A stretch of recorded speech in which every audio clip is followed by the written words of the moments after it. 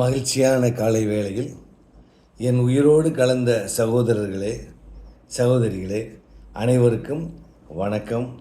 வாழ்க வளமுடன். இன்றைய நாள் அனைவருக்கும் சிறப்பான நாளாக அமைய என் மனமார்ந்த வாழ்த்துக்கள்.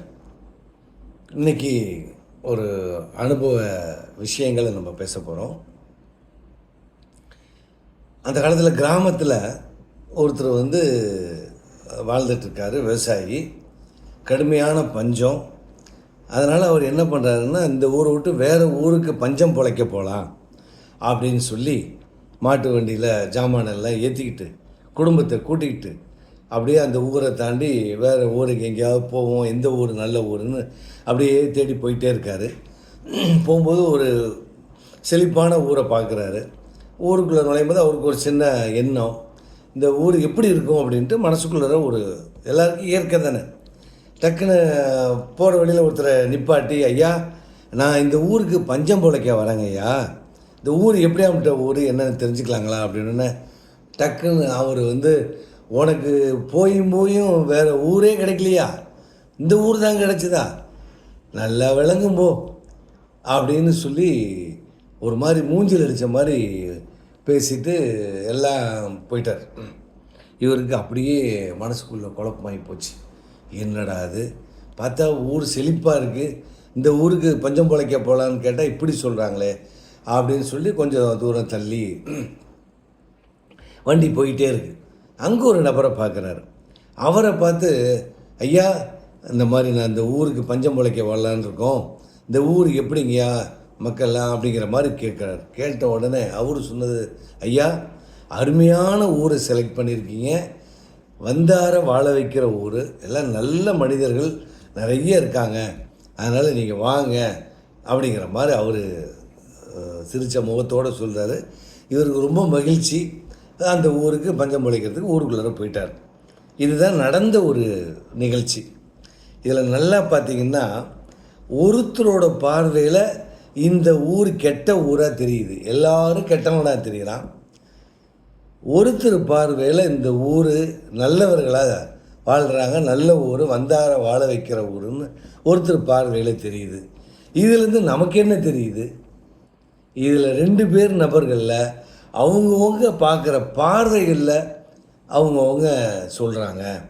அவங்கவுங்க பார்க்குற எண்ணங்களை பொறுத்து தான் அந்த அந்த மக்கள் தப்பாகவும் தெரிகிறாங்க. இவருக்கு முதல் நபருக்கு அந்த ஊரில் இருக்க கெட்ட நபர்களாக தெரிகிறாரு, அந்த 2வது நபருக்கு அந்த ஊரில் இருக்க நல்ல மனிதர்களாக தெரிகிறாங்க, மனிதர்களை பார்க்குறாரு. அவ்வளோதாங்க வாழ்க்கை. அப்போ ஒரே ஒரு விஷயம் புரிஞ்சுக்கிங்க, இந்த உலகத்தில் எல்லாம் கேரக்டரை ஒவ்வொரு மனிதர்களும் பார்க்கும்போது ஒவ்வொரு மனிதர்கள்ட்ட நல்ல குணமும் இருக்குது, கெட்ட குணமும் இருக்குது. உலகத்தில் முழுமையாக எல்லா கெட்டவங்களும் கிடையாது, இந்த உலகத்தில் முழுமையாக எல்லா நல்லவங்களும் கிடையாது. ஒவ்வொரு மனிதர்கள்ட்டையும் நல்ல குணங்கள் இருக்குது, நல்ல கெட்ட குணங்களும் இருக்குது. சந்தர்ப்ப சூழ்நிலையில் தான் அவங்களுக்கு அந்த மாற்றங்கள் இறைவன் கொடுப்பார். இதுதான் இயற்கையான விஷயம், இது உங்களுக்கு தெரியும். இதுக்கு ஒரு சின்ன எக்ஸாம்பிள் சொல்கிறேன். நீங்கள் சந்தனக்கட்டை வீரப்பன்னு எடுத்துங்களேன், ஒரு சினிமாவே போச்சு. அவர் மிகப்பெரிய வில்லனாக சித்தரித்தாங்க. காட்டில் சந்தனத்தெல்லாம் கடத்தி வியாபாரிகளுக்கு விற்றாரு அப்படிங்கிற மாதிரி சொல்லி அரசாங்கமே கடைசியில் அவரை பெரிய ஒரு டாஸ்க் மாதிரி போய் அவரை வில்லனாக சித்தரித்து பண்ணாங்க. ஆக்சுவலாக அதில் அவர் மட்டுமா வில்லன் கிடையாது. அவர் ஒரு தொழிலாக கிராமத்தில் காட்டில் இருக்கிறவர் காட்டில் அதை ஒரு தொழிலாக பண்ணார், அவ்வளோதான். அதற்கப்புறம் அதை எடுத்துக்கிட்டு போய் பண்ண என்னென்ன விஷயங்கள் நடந்திருக்கும் அது நமக்கு தேவையில்லை. ஆனால் அதே சமயத்தில் அவர் வெளி உலகத்தில் தமிழ்நாட்டு மக்களுக்கு பார்க்கும்போது உலக மக்களுக்கு ஒரு வில்லனாக தெரிஞ்சார். ஆனால் ஒரே ஒரு விஷயம், அவரை அந்த செஞ்ச தான் வந்த பணத்தில் அவர் தன்னை சுற்றி இருக்கிற மக்களுக்கு எல்லாத்துக்கும் வாழ்வாதாரத்துக்கு ரொம்ப உதவியாக இருந்தார்.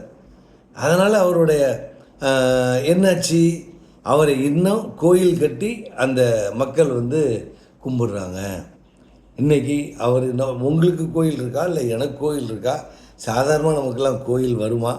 யோசனை பண்ணி பாருங்கள். என்ன அப்போ நல்லவர்களும் இருக்கிறார்கள். நல்ல புத்தியும் ஒவ்வொரு மனிதன்கிட்ட இருக்குது, கெட்ட புத்தியும் ஒவ்வொரு மனிதன்கிட்ட இருக்குது. அப்போ எப்படி இந்த உலகத்தில் நம்ம வாழ்கிறது? வேறு ஒன்றும் இல்லைங்க. இப்போ தான் ரொம்ப சிம்பிளாக சொல்லணும்னா, நீங்கள் ஒவ்வொரு மனிதர்களையும் நல்லவராகவே பார்த்து அவங்கள்ட்ட இருக்கக்கூடிய நல்ல விஷயத்தை போய் நீங்கள் டச் பண்ணுங்கள். நீங்கள் என்ன கொடுக்குறியோ அதுதான் வரும் இல்லையா? அதான் விதி, பிரபஞ்ச விதி. நீ அவர்கிட்ட நல்ல விஷயத்தை நீ கொடுத்தோ, நல்ல விஷயத்தை நீ பேசுனீன்னா அவர்கிட்ட இருந்து நல்லது தான் வரும். நீ கெடுதலை கொடுத்தா அப்போ கெடுதல் வரும். நம்ம ஏங்க கெடுதலை கொடுக்கணும்? எந்த உயிரை பார்த்தாலுமே அந்த உயிருக்கு நல்லது பண்ணுவோங்கிற எண்ணத்தோட அன்பாக மகிழ்ச்சியாக அவங்கள பாராட்டுதலோ, அவங்கள்ட்ட இருக்கிற நிறைகளையோ அவங்கள்ட்ட நம்ம அன்பாக பேசும்போது அவங்கள்ட்ட இருந்து அன்பு தான் வரும். எவ்வளோ பெரிய கோபக்காரனோ அதில் நமக்கு அன்பை தான் கொடுத்து ஆகணுங்கிறது அவர்களுடைய சூழ்நிலை. அதுலேயும் மீறி ஒரு 10% இருக்கலாம். கெட்டவர்கள் ஆண்டவன் உலகத்தை படைக்கும் போதே 100 பேரை படைக்கிறான்னா 10 நல்லவர்கள், 10 கெட்டவர்கள், மீதி 80 பேர் நல்லவர்களுக்கு நல்லவர்கள், கெட்டவர்களுக்கு கெட்டவர்கள். இதுதான் இயற்கை. இதில் இந்த 10 பேர் நல்லவர்கள் ஓரளவு இருக்காங்க, இன்றைக்கும் உலகத்தில் இருக்காங்க. அதனால தான் உலகம் அழகாக போயிட்டுருக்கு. மீதி இருக்கிற 80 பேருங்கிறது பார்த்திங்கன்னா நல்லா நம்ம கேஸ், நல்லவர்கள் நம்ம, கெட்டவர்களுக்கு கெட்டவர்கள், இப்படி தான் வாழ்ந்துட்டுருக்கோம். அதுக்கப்புறம் 10 பேர் இருக்காங்க, அவர்கள் 100% கெட்டவர்கள். அவர்கள் நல்லது செய்யணும்னு இந்த உலகத்தில் நினச்சா கூட அது போய் கெடுதலை தான் முடியும். அது இறைவன் வகுத்த விதி. இதை நம்ம புரிஞ்சுக்கிட்டு நம்ம பழகிற இடத்துல எல்லா உயிர்கிட்டையும் அன்பை காமிப்போம். அன்பு தான் நமக்கு வரப்போகுது. எங்கேயாவது வம்பு வர மாதிரி இருக்குது அப்படின்னா அது விலகி நம்ம போயிடுவோம்.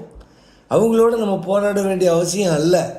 அவர்களை தவிர்த்துட்டு மீதி இருக்க